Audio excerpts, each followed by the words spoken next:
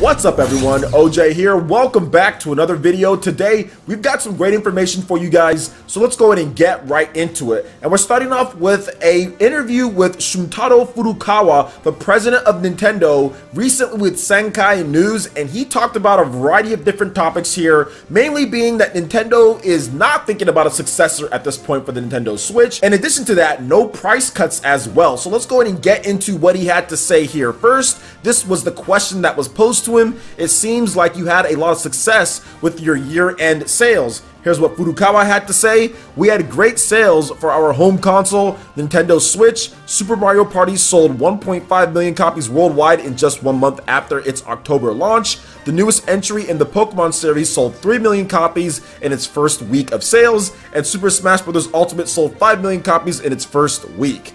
Here was the next question that was posed to him. Could you tell us how your goal is going for the Switch to sell 20 million units within the fiscal year? Here's what Furukawa had to say. It is an extremely ambitious but worthwhile achievement, so we will maintain this goal. Nintendo Switch is our primary sales objective, and we are not considering a successor or a price cut at this time. So not a lot of information that Furukawa gave us here, but also some very valuable information when it comes to potentially what Nintendo's doing. Now, of course, Nintendo isn't thinking when it comes to the sales-wise and everything like that about a successor, but you know good and well their R&D teams are already looking at what they're going to be able to do next. That is standard business practice for pretty much any system out there, any company, Microsoft, Sony, Apple, any of these big tech companies. They all have R&D departments, and they don't go home after they release their newest console or their newest iPhone or their newest system. They get back to work and they look at other things. So yes, they're not thinking about it in terms of a consumer standpoint, getting it out anytime soon, but of course Nintendo has some stuff cooking underneath the hood. However, when it comes to what's going on now, they are completely focused on Switch.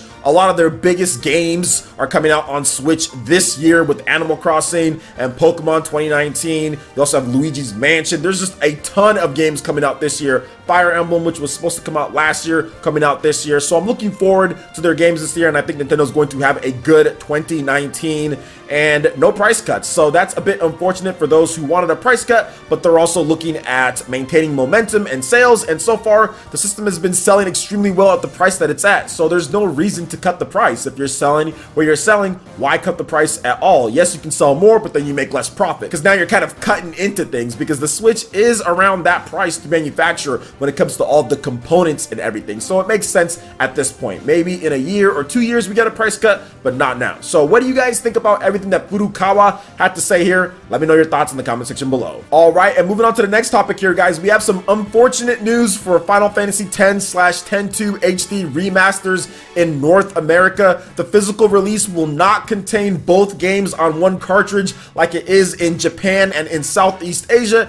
It will be a cartridge for Final Fantasy X and then a download code or a voucher for 10-2. So Square Enix officially confirmed this, and here is their exact words on the matter. Important information: Final Fantasy X HD Remaster available on Game Card. Final Fantasy X-2 HD Remaster game content is download only. Single-use voucher included. Internet connection required. Micro SD card may be required. So this is unfortunate because, like I did state in a video before, Japan and Southeast Asia are getting the game on one game card. So you will get Final Fantasy X and X-2 HD on one game card, and I think I know the reason why they're doing this is because of the allotment of shipments. There's just far less people that are going to buy this game, so they have to buy less cartridges at that size, because this might be what, a 32GB cartridge on this one. I'm thinking it's going to be a 32GB cartridge, and there's just going to be a lot more people that buy the game in the West, and it's just going to be way more expensive to ship it to America and then also ship it to Europe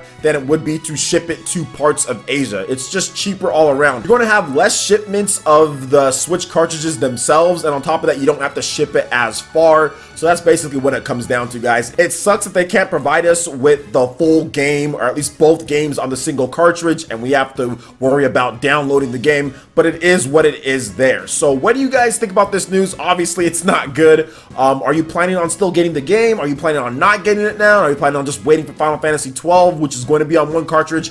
Let me know your thoughts in the comment section below. All right, and moving on to the next topic here, we do have a little bit of a rumor, and that is Netflix is working on a live-action Resident Evil TV series. So word on the street is that Netflix is currently producing a Resident Evil TV series, and we've got a bit more information to talk about it when it comes to this. It will be a Netflix global original. German production and distribution company Constantin Film is the studio. Netflix is currently looking for a showrunner. The plan is for the series to expand the Resident Evil universe and deepen the existing mythology.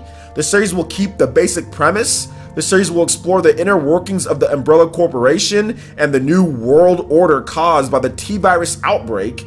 Will include all of Resident Evil's signature elements, including action sequences and Easter eggs. So this is something that could go extremely well or really bad, depending on what they do with this. So if you've watched the Resident Evil movies, those haven't been horrible. I know it's subjective, people think certain things about them or not, but it's not a complete failure like some other video game movies are. Now this is a TV series, so this could very well turn out like the Castlevania animated TV series that Netflix did. Then again, this is live action, so you can't do as many things as you can do in something like that. So it's going to be interesting to see how it is, because Resident Evil has some crazy stuff in it. I know one time Chris Redfield punched a boulder, literally punched a boulder off of a path, and I don't know if you can do that in a live action TV series. I also saw Leon S. Kennedy do some crazy flips and get past these laser bolts and all this stuff like that. You guys can look up the footage, it's all out there for you guys. So some crazy stuff happens in Resident Evil, so I don't know how they're going to mimic that. I know they've tried to in the Resident Evil movies, but I don't think they've done a great job, in my opinion. I don't really think those movies are that great, but that's just my opinion on there. I know a lot of people really do like the Resident Evil movies, and a TV series has a completely different vibe and style than a movie. You have to cram everything into a 2-hour film, whereas a TV series, you have a lot more time to tell a story. So we'll see how this one goes with it. So what do you guys think about this rumor? If it does come true, because remember, it is a rumor, what do you guys think about this? Let me know your thoughts in the comment section below. All right, and moving on to the next topic here, WRC 8 has been officially announced for the Nintendo Switch. So Big Ben and Clyoton, and I probably said that name wrong, they are bringing the WR series after a 2-year hiatus. They're bringing it back, and it's coming to the Nintendo Switch. And here's just a little bit of an introduction. Won't go over the full thing, but this game, it's been out there, right? It's been out there for a while. This is the 8th one. I don't think we've seen it on Nintendo platforms before. It might be. I'll have something up if it is. But it's pretty cool that it's coming to the Switch here. So thanks to the community's feedback and pointers from the Esports WRC Championship, Clyoton has taken advantage of this period to improve all aspects of the game, better graphics, more technical routes, smoother pace, notes, and a more comprehensive career mode. WRC 8 will go above and beyond WRC 7, especially in the steering requirements and the realistic physics of the vehicles. Not necessarily my style, but I love when more games are being announced, especially Western titles. We definitely need more of those. More realistic racing simulations on the Switch would be good. We don't have a lot of those on the system, so it would be great if we got more, and here is one as well. Some people really like this series, some people don't. I always say, hey, check out the game yourself, see if you like it, and if you like it, then be excited for it. If you don't like it, then you're not excited for it, because there are the older games for cheap, so you can see gameplay videos and all that. I don't really have much of an opinion on it because I haven't played these games, but I'm not big into racing myself, but I just like the fact that there's more games coming over. So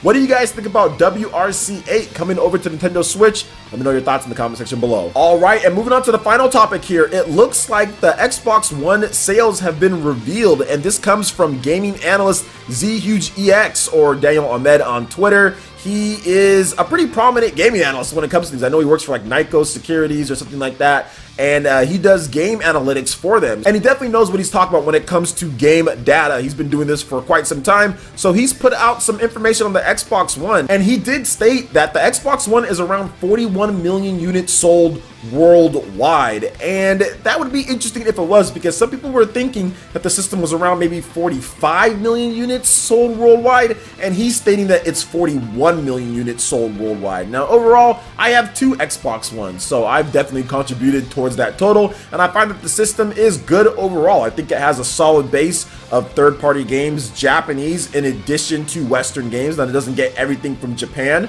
but it gets a lot of the major games out there. You can play Dark Souls, you're going to be able to play Kingdom Hearts, you guys are playing Resident Evil. I mean, there's all sorts of stuff on there, Tales of Vesperia, so it does get a lot of big name games out there, and it gets a lot of Western support as well. Yes, the first party support may be lacking just a bit here and there, but hey, it is what it is on that front, and it seems like Microsoft is going to be fixing that for next generation. Now, Microsoft really doesn't announce numbers anymore. Not even really doesn't. They don't announce numbers anymore when it comes to it, and I think really it's because they've been losing, or whatever, kind of losing, whatever you want to say, quite badly. The Xbox One has sold good overall, 41 million, that's not bad, but if you compare that to the Xbox 360, obviously to the PlayStation 4, and even with the Nintendo Switch, the Switch is fast approaching that number. So it's not so good when it comes to the competition in terms of other systems, but it's still not bad overall, 41 million, and the generation's still not quite done yet. They still have time to sell more systems, so I don't think it's bad overall. It's just probably not where Microsoft would want it, considering how much the Xbox 360 sold, which was over 80 million or something like that. So what do you guys think about all the different topics that we discussed here today? Let me know your thoughts on it in the comment section below. All right, Ninja, that wraps it up for this video here. Go ahead and check out the links in the description below. You got Facebook and Twitter. Go ahead and give us a like and a follow on our social media. Really helps to spread the content of PlayerEssence across the internet in addition to YouTube. Also, make sure you check out our Patreon, Twitch, and YouTube live gaming pages. Hit that like button if you did like this video. Let me know you guys want more content like this going forward in the future. And subscribe to PlayerEssence for this RPG, Japanese, and Nintendo gaming news. Thank you so much for watching, and we'll catch you, Ninja, for the next video. Peace.